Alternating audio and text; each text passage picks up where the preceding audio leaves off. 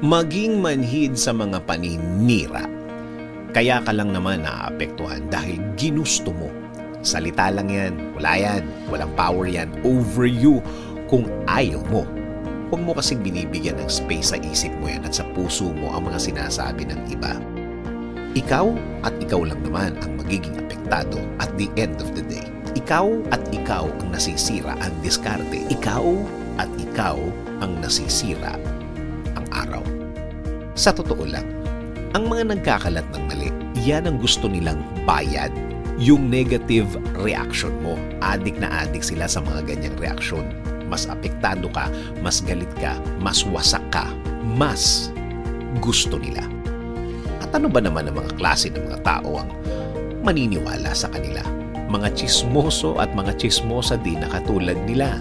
Mga taong wala din magawa sa buhay ang na-entertain sa kanila. Bashers ng buhay. Yan ang bagong tawag sa kanila. Mga taong nagsasama-sama dahil ang bonding nila ay pag-usapan ng buhay ng may buhay. Pilit na itinatago ang mga totoong problema nila sa buhay sa pambabash sa buhay ng iba. Mga taong akala mo perfect ang lahat ng parts ng kanilang buhay, na akala mo tama lahat ng diskarte sa buhay, na tama lagi ang desisyon, tama ang direksyon, tama ang prinsipyo, tama ang ginagawa. Perfect nga eh, di ba? Sa totoo lang, may mga pa-effort ka naman talaga na pinapatulan mo ang mga yan. Like, nag-e-explain ka pa ng mga nangyayari.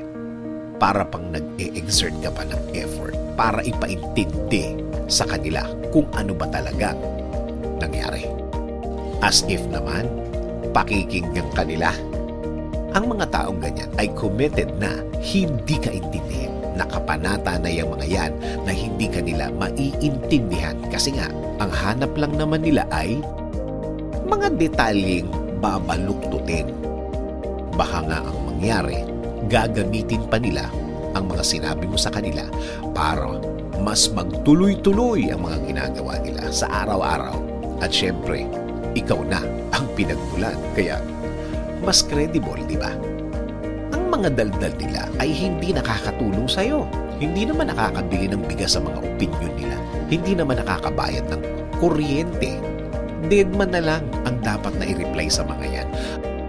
At wala nang iba